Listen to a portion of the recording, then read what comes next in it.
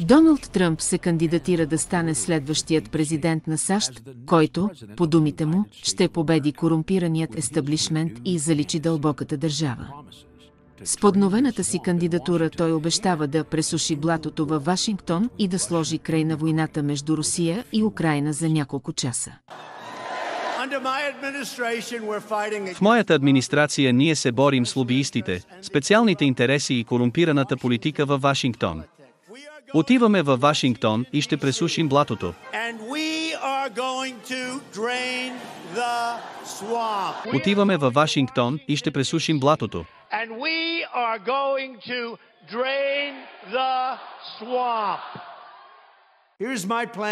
Ето моят план да разруша дълбоката държава и да изчистя нашата демокрация от корупцията във Вашингтон веднъж завинаги. Време е да пресушим блатото. Изкореняване на дълбоката държава. Или дълбоката държава унищожава Америка, или ние унищожаваме дълбоката държава. На 5 ноември 2024 година ние ще се противопоставим на корумпираната политическа власт. Корумпираният истаблишмент във Вашингтон. Моята личност ни спаси от война. Веднага, щом спечелим президентството, ще сложа край на ужасната война между Русия и Украйна. Ще сложа край на тази война за един ден. Ще отнеме 24 часа. Ще предотвратя Третата световна война и ще го направя просто. Ще сложа край на катастрофалната война между Русия и Украйна и няма да ми отнеме повече от ден, за да го направя. Доналд Тръмп, миротворецът, когото светът чакаше, безстрашният спасител, който освобождава САЩ от дълбоката държава. Какво представлява така наречената дълбока държава в САЩ, а кой е Доналд Тръмп? Специално за САЩ, досието Тръмп, спасител или част от дълбоката държава. Продукция на Клативи Инвестигатив и Клативи Интернационал.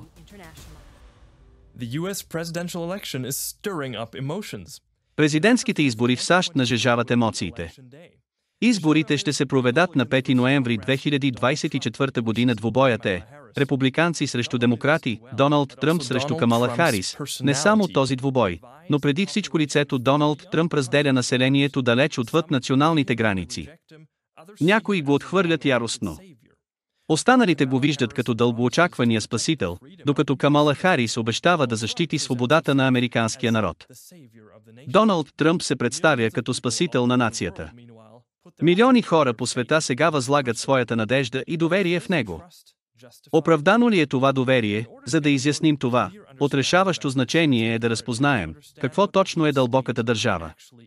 От какви хора се състои? С други думи, кой управлява САЩ? Отговорът на този въпрос е възможен само ако се знае кой е формирал политическият истаблишмент от основаването на американската държава. Какво и коя е дълбоката държава? Терминът «дълбока държава» е политическа модна дума, която описва нелегитимни властови структури в една държава. Скрита власт реализира собствените си цели, без контрол от страна на съдебната власт.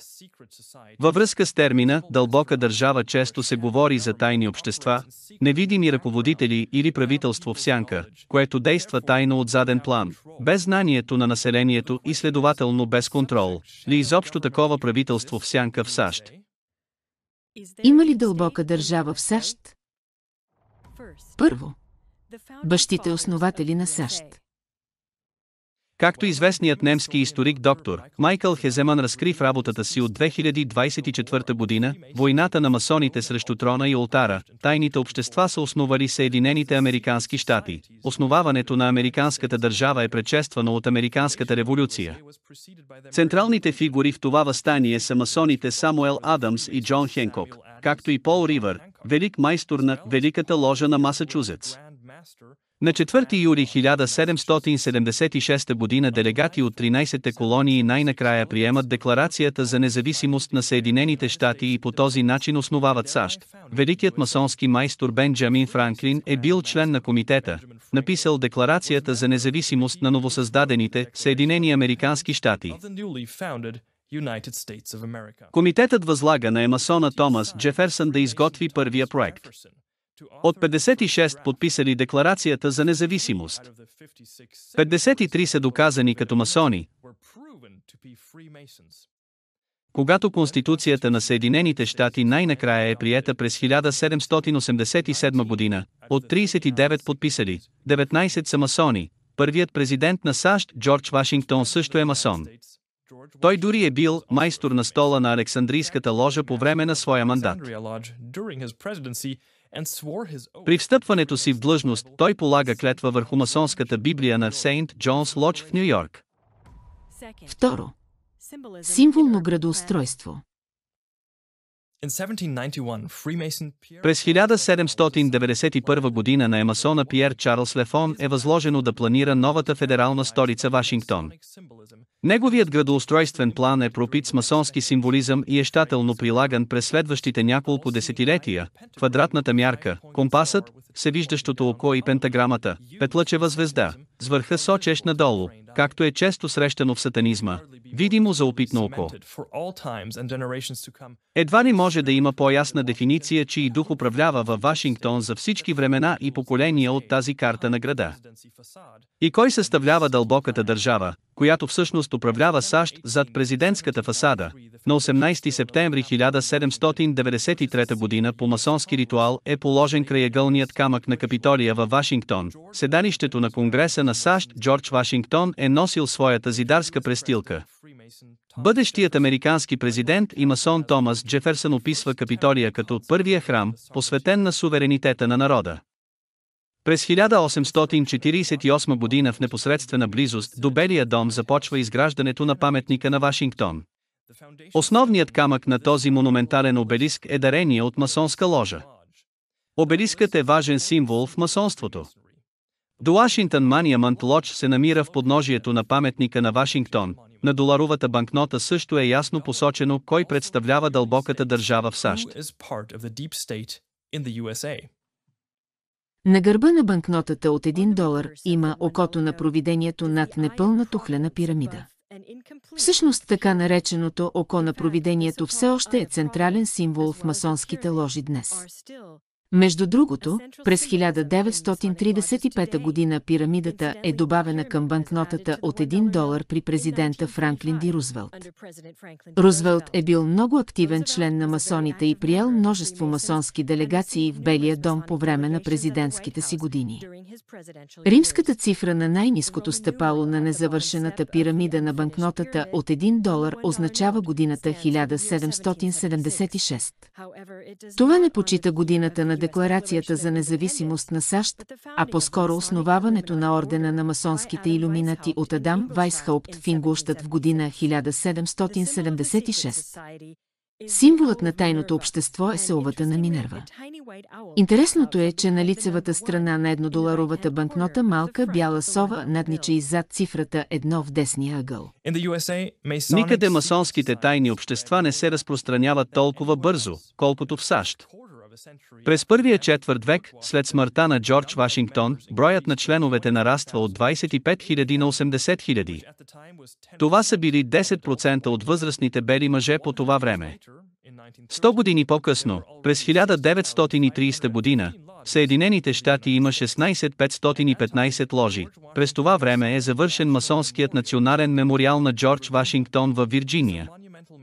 Това е монументален масонски храм и силно видима забележителност на американското масонство. Днес в САЩ има около 2 милиона граждани на САЩ, които са членове на масонски тайни общества.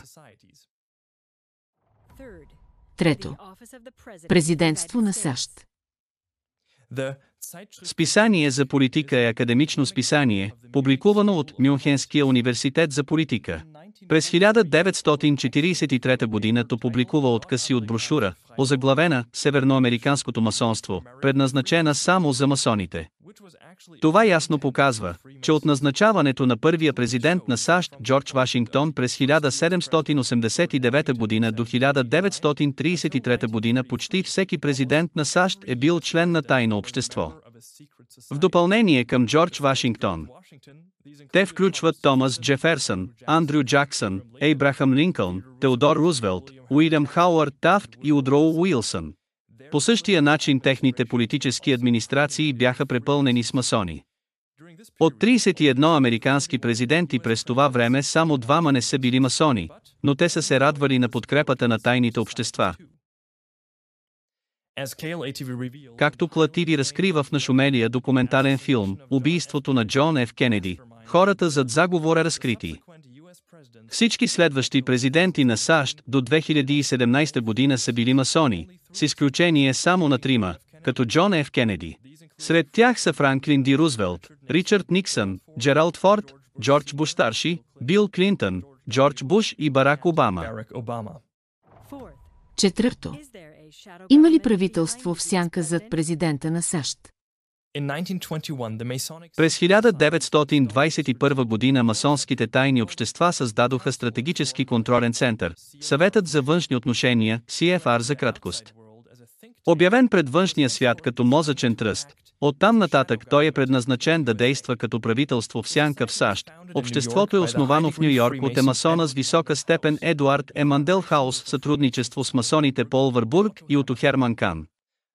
Другите централни фигури-основатели включват масоните с висока степен Джон Ди Рокфелер младши, Алфред Е. Милнър и Лайонел Къртис. Писателят Уолтер Липман, съюзник на Джон Ди Рокфелер младши, също изиграва важна роля в създаването му. Джон Дейвис, работил за семейство Рокфелер и също бил масон.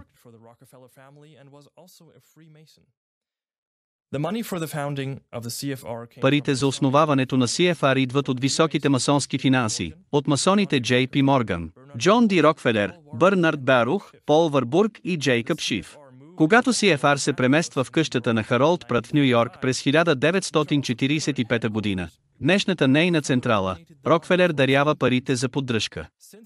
От основаването си CFR до голяма степен се финансира от масонското семейство Рокфелер. Най-известните глобални стратези и членове на борда на CFR включват масоните с висока степен Хенри Кисинджър, Дейвид Рокфелер, Збигнев Брежински, Алан Далес, Джон Джей Маклой, Лари Финк и глобалният стратег Джордж Сорос. В момента CFR има 5300 членове. От 2017 година масонът с висока степен Дейвид М. Рубенщайн председателства CFR, когато масонският обелиск, известният паметник на Вашингтон, беше възстановен през 2011 година. Рубенщайн допринесе половината от необходимите средства за ремонт на паметника. Преди обелискът да бъде отворен отново през 2014 година, Дейвид М. Рубенщайн символично постави ключовия камък, а именно пирамидата на върха на обелиска. Тази част представлява всевиждащото око на Луцифер, подобно на това, което се намира на върха на пирамидата на щатската доларова банкнота. Никъде силата и влиянието на CFR не могат да бъдат разгледани по-добре, отколкото в примера на правителството на САЩ. Както Джон Джей Маклой, бивш председател на CFR и масон с висока степен, веднъж каза: „Винаги, когато имахме нужда от човек във Вашингтон, ние просто преглеждахме списъка с членове на съвета и се обаждахме по телефона в Ню Йорк." Проучване на Уилям Е. Минтър и Лоренс Шуп показва, че между 1945 и 1972 година повече от половината от общо 502 членове на правителството са членували в CFR. Редица американски президенти също са били членове на CFR.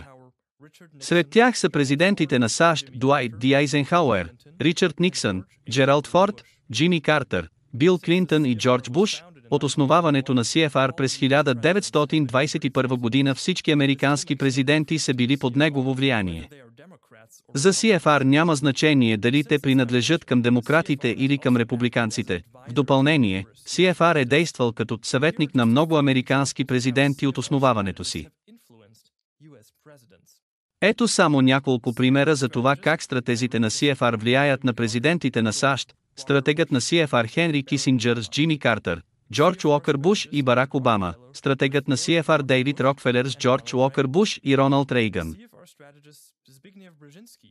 Стратегът на CFR Збигнев Брежински като съветник по сигурността на Джимми Картер и като съветник на Линдън Б. Джонсън, стратегът на CFR Робърт Е. Рубин като министър на финансите при Бил Клинтън и Барак Обама. За да се установи това масонско правителство в сянка извън границите на САЩ, от CFR са създадени Билдербергската група, Трилатералната комисия и Европейският съвет за външни отношения. Пето. Президентът на САЩ Джо Байдън и кандидатът за президент на САЩ Камала Харис. Джо Байдън е 46-тият президент на САЩ от 2021 година. Преди това е бил вице-президент от 2009-2017 година по време на президентството на Барак Обама. Джо Байдън, подобно на американските президенти преди него, също е масон от висока степен и заедно с Барак Обама, Уорън Бъфет и Бил и Хилари Клинтън е член на ложата Маат ложа, основана от стратега на CFR Збигнев Брежински. Думата Маат идва от египетски и означава наред с други неща, световен ред. Терминът е въплътен от египетска богиня, която се появява като окото на Ре или всевиждащото око. Байдън също е много близо до CFR. Тук при изява на CFR през 2018 година, от 30-те членове на кабинета на Байдън, 17 са в CFR или са тясно свързани с CFR чрез семейни отношения. Добре известни стратези на CFR също се появяват отново и отново заедно с Джо Байдън. Сред тях са Хенри Кисинджър, който почина през 2023 година, настоящият председател на CFR Дейвид М. Рубенщайн и Александър Сорос, син и наследник на стратега на CFR Джордж Сорос. Той беше посещавал Белия дом поне 17 пъти, откакто Байдън встъпи в длъжност. Джордж Сорос беше най-известният поддръжник на Байдън в предизборната му кампания през 2024 година. Той финансира предизборната му кампания с $60 милиона. След като Джо Байдън се отказа от кандидатурата си за президентските избори в САЩ през 2024 година на 21 юли 2024 година, Камала Харис беше номинирана за нов кандидат на Демократическата партия. Преди това тя беше вице-президент при Джо Байдън. Камала Харис също има много тясна семейна връзка с CFR сестра и Майя Харис е член на CFR. Тя е един от вътрешния кръг от съветници на Камала Харис и ръководи кампанията и като кандидат за президент през 2019 година. И като кандидат за вице-президент през 2020 година, веднага след оставката на Байдън стана известно, че стратегът на CFR Джордж Сорос и неговият син Александър подкрепят Камала Харис финансово при нейната кандидатура. Вече имаше няколко срещи между Александър Сорос и Камала Харис. Доналд Тръмп – спасител или част от дълбоката държава. Въз основа на връзките и фактите, показани до тук, става ясно, че в САЩ съществува дълбока държава, и кой я формира. Тайните общества контролират политическите събития в САЩ от основаването на държавата през 1776 година. От 1921 година CFR действа като политическо-стратегическа ръка на тези тайни общества. Тръмп се кандидатира отново за президент след 2016 година, за да унищожи тази дълбока държава. Ето моят план за разрушаване на дълбоката държава. Дали Тръмп, за разлика от Джо Байдън, Камала Харис и американските президенти преди тях, е дългоочакваното спасение срещу работата на тази дълбока държава. Доналд Тръмп беше изненадващо встъпил в длъжност като 45-тия президент на САЩ през 2017 година. Той вече беше известна личност, САЩ печели известност като председател на империята Тръмп. Като ексцентричен милиардер и собственик на Тръмп Тауър в Ню Йорк, кой е Доналд Тръмп? Дали той е борец за справедливост и освободител на населението на САЩ от тези тайни общества?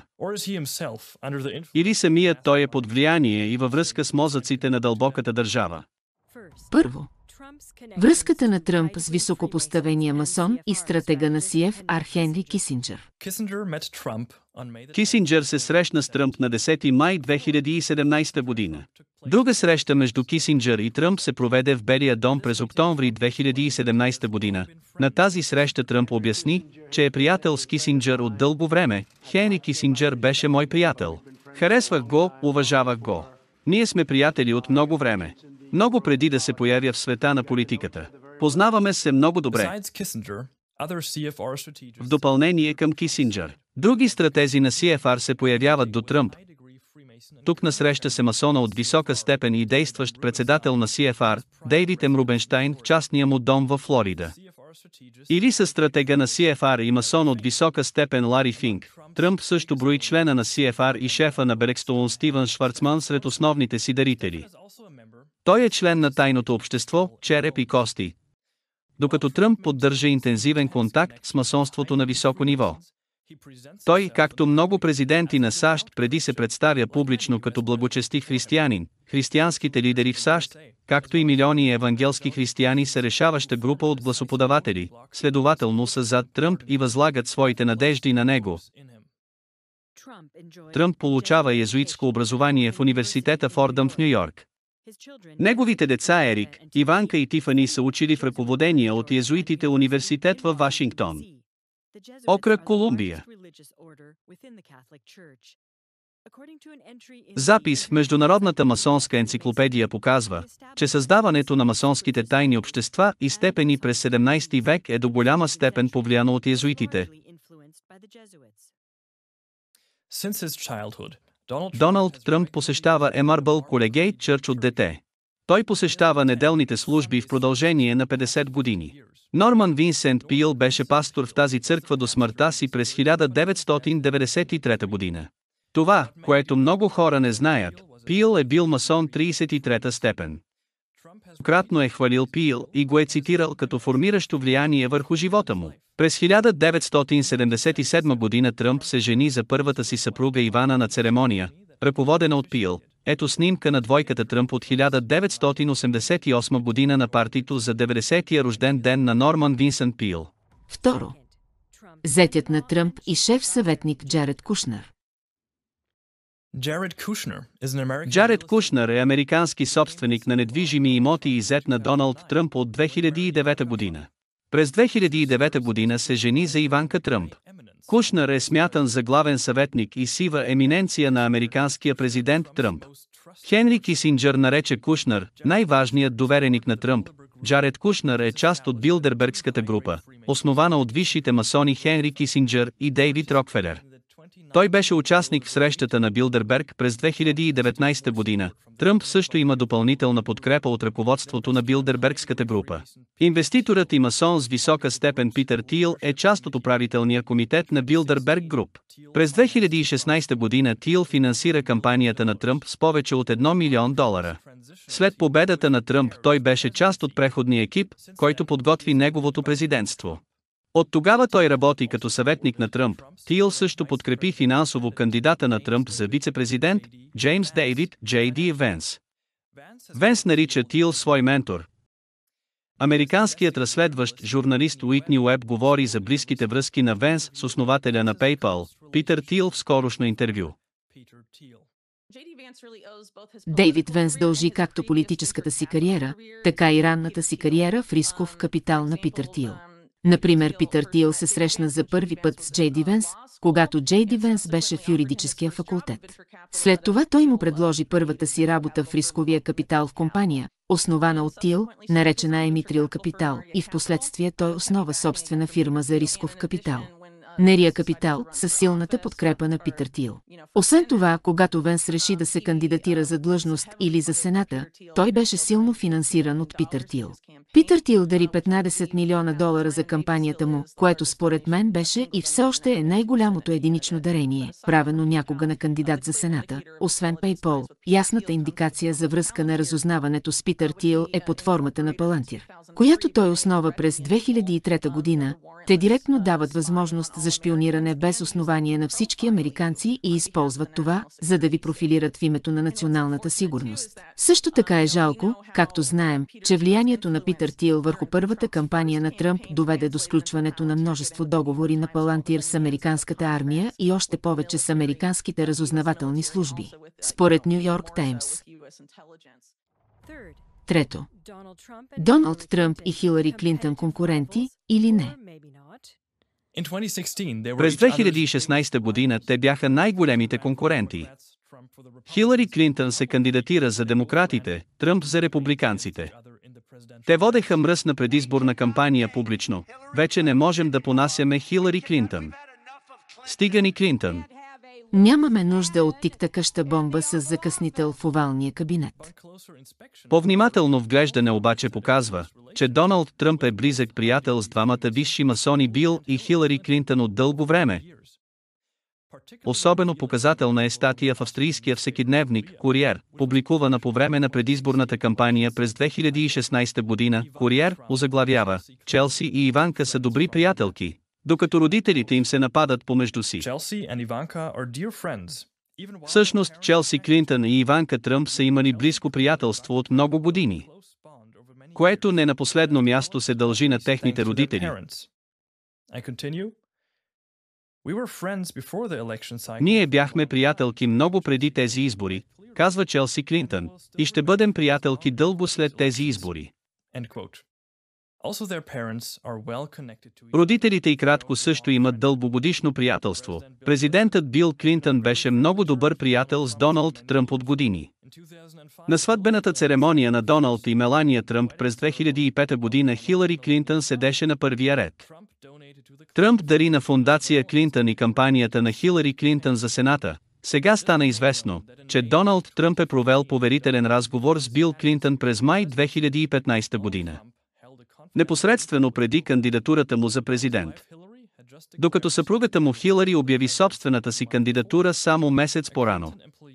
Сътрудник на Клинтън каза след това, че Клинтън е насърчила усилията на Тръмп да получи по-голяма роля в републиканската партия. Доналд Тръмп обеща в последвалата кампания да разследва Клинтън, ако бъде избран за президент, и да я изпрати в затвора за многото и кратко престъпления. Заключете я стана лозунг в кампанията на Тръмп.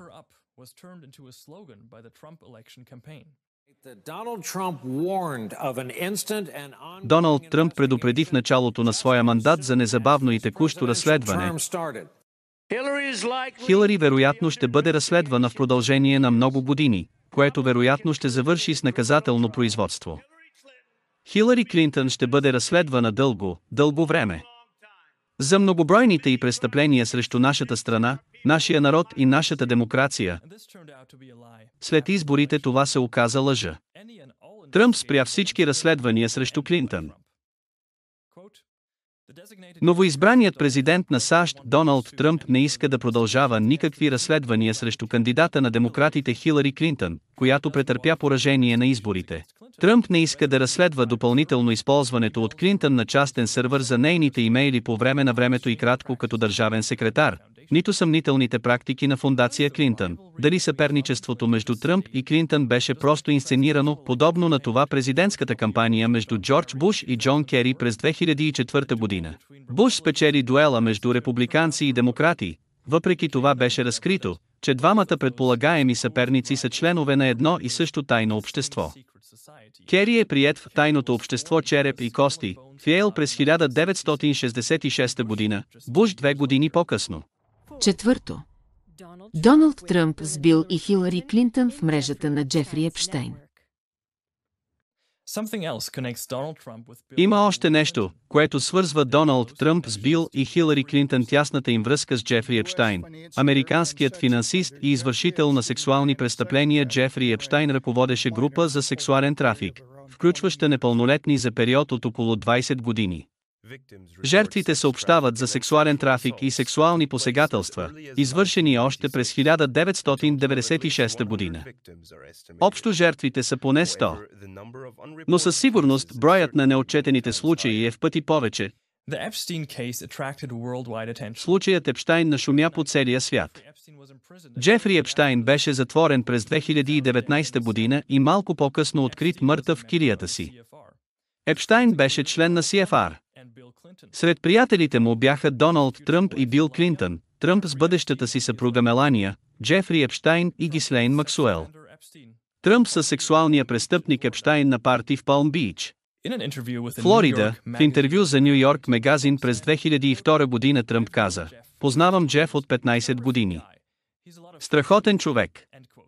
Забавно е да си заедно с него." По време на наказателния процес срещу съучастника и партньор на Епщайн Гислейн Максуел през 2021 година стана ясно, че Тръмп е летял като пътник в самолета на Епщайн няколко пъти през 90-те години.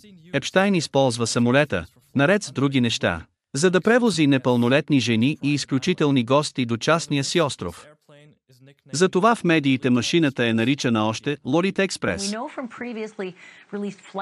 От публикувани порано дневници знаем, че Бил Клинтън, Доналд Тръмп и британският принц Андрю често са били сред пътниците на борда.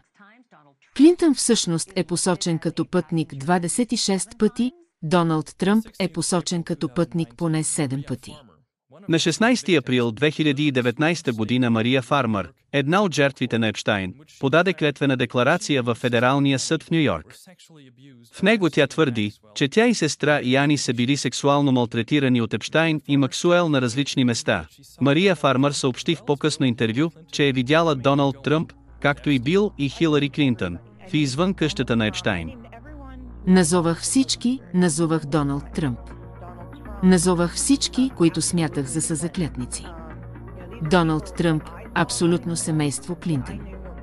Това са хора, които видях да идват и да си отиват. Знаех, че те са част от всичко това.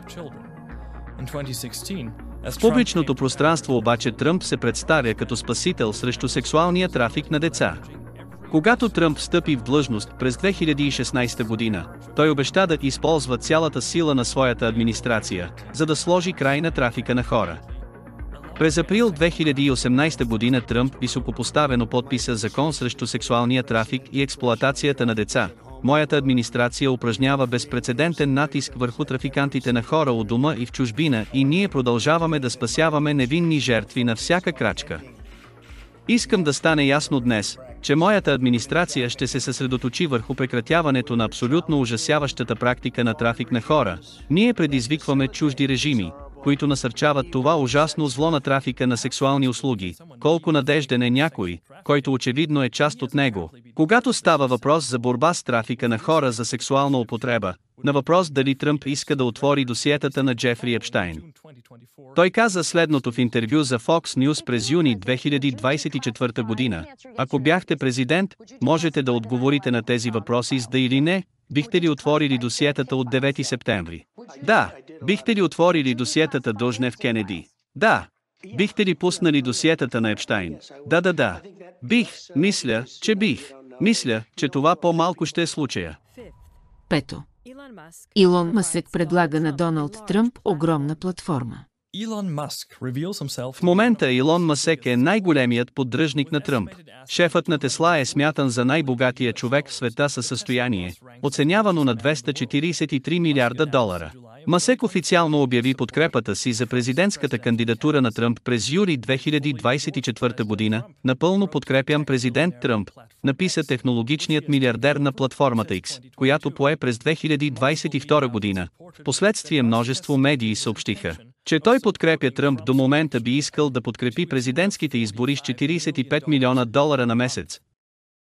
В началото на септември стана ясно, че Тръмп и Мъск планират да работят в тясно сътрудничество в бъдеще. Ако Тръмп стане президент на САЩ, той планира да създаде комисия за ефективност на правителството. Шефът на села Елон Мъск ще оглави комисията. Илон Мъск, например, казва, че планира да направи Хикс Твитър наполовина част от финансовата система. В един момент това ще бъде биометрична цифрова идентификация. И след това свържете всичко с вашите финанси, вашия портфейл. Компанията на Мъск имплантира мозъчен чип на хора. Намерението на Мъск също е в тази посока – да внедри чип в мозъците на хората, за да го свърже в мрежа с компютъра или, с други думи, да може да следи мислите на тези чипирани хора. Разговор на живо между Тръмп и Мъск на неговата онлайн платформа. Мисля, че трябва да поемем по правилния път и мисля, че вие сте правилният път, каза Мъск на Тръмп. Надявам се да продължиш по същия начин и винаги да успяваш. Цивилизацията е на кръстопът и ние трябва да изберем правилния път и това си ти.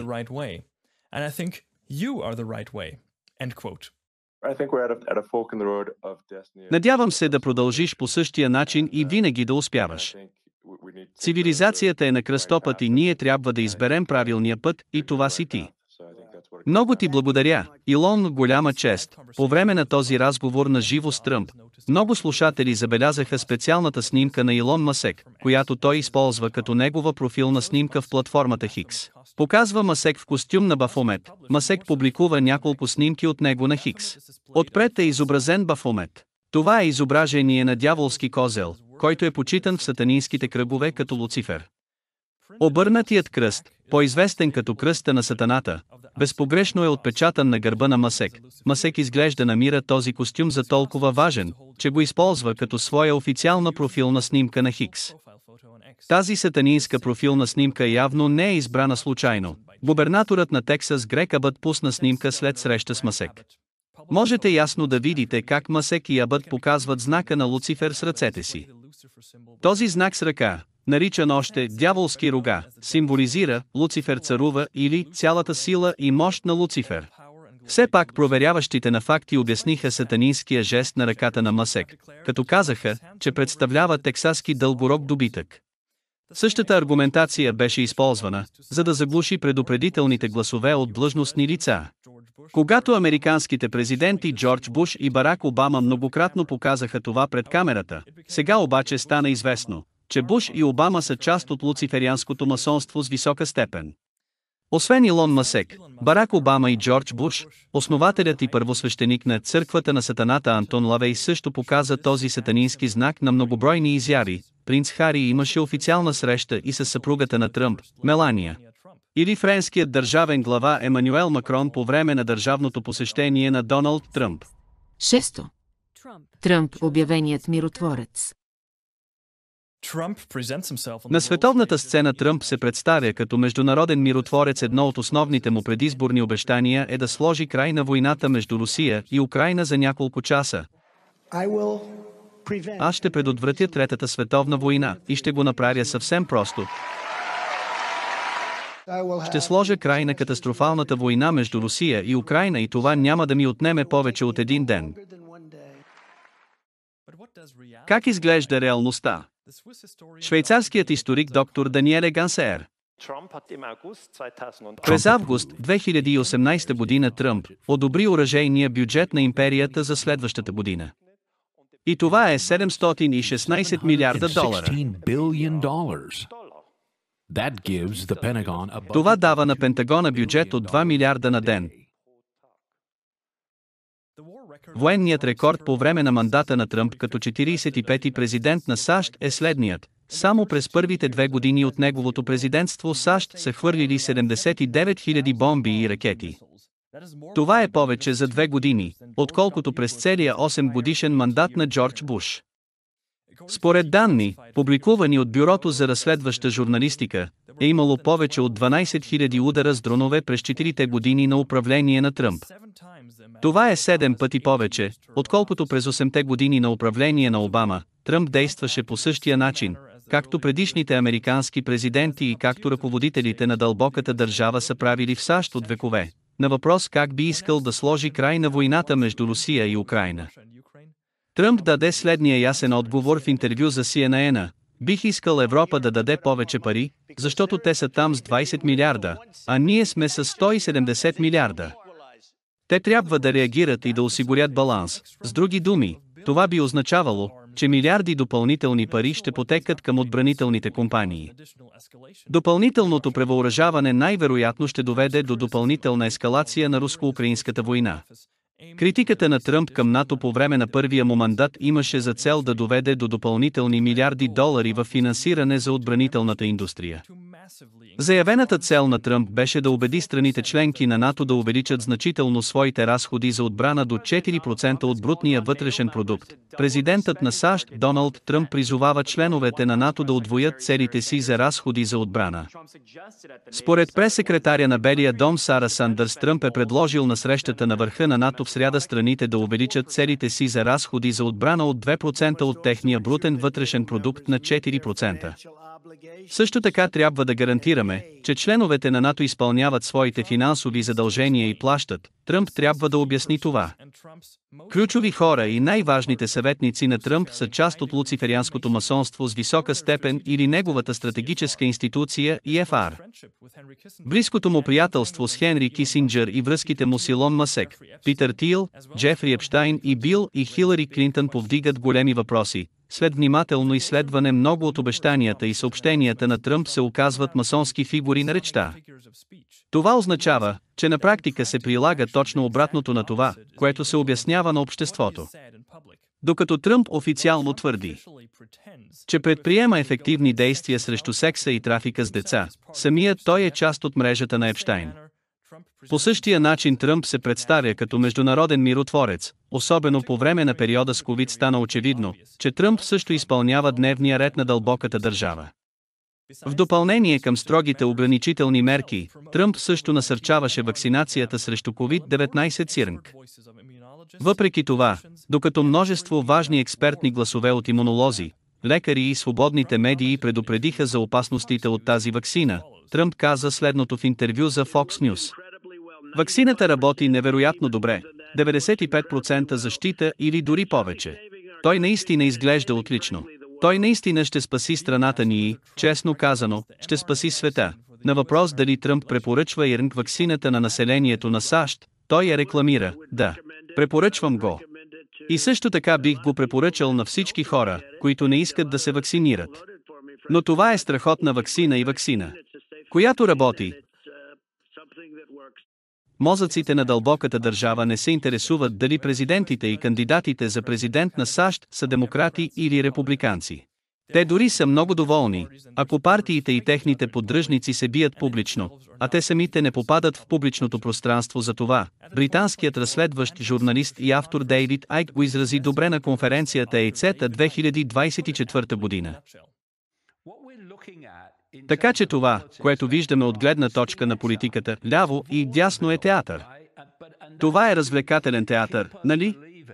Но трябва да ни накара да продължим да вярваме в политическата система. И като се налага да гласуваме на всеки 4 или 5 години, ние по някакъв начин имаме контрол върху това, кой управлява правителството. Но в това куклено представление, където има ляво и дясно, ако се върнете в сенките, виждате, че и двете се контролират от едни и същи ръце. Така че ние се бием помежду си, без да вдигаме поглед и да виждаме, че една и съща ръка дърпа конците на всички тези различни фракции. Дори при Доналд Тръмп е ясно, че партийният свят не играе съществена роля. През август 2001 година Тръмп се регистрира като демократ. През 2004 година и 2008 година той вече посочи, че ще се кандидатира за Демократическата партия на президентските избори в САЩ срещу Джордж Буш. В крайна сметка той се записа отново като републиканец през 2009 година. Той също така разпредели партийните си дарения поравно между двете големи партии до 2012 година включително, например, дарение на сегашната му конкурентка Камала Харис през 2012 г. Всеки сам трябва да прозре тази игра на дясно и ляво и да преодолее изкуствено създаденото разделение. Ключът е да фокусирате светлината на прожекторите върху мозъците на заден план.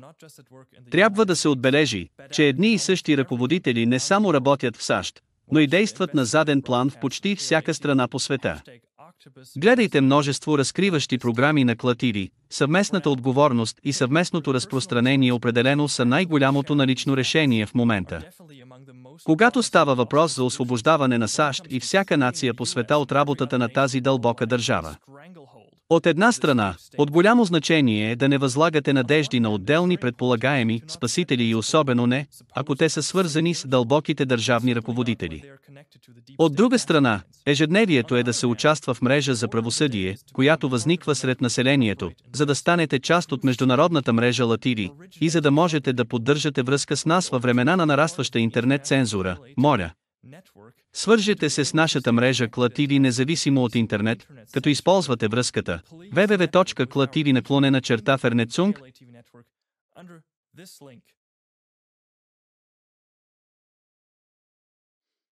Моля, разпространете това важно съдържание възможно най-широко.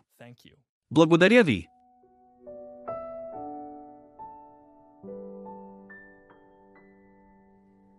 I've tried to get out of this cage surrounding me. How did I get in? How do I get out? These hands want to help the hate-filled world, but something hits me hard and stops what I wanted to start. Many tried to help me with lots of advice, but it was only rain. Just one thing that saved the little spark of truth, it led me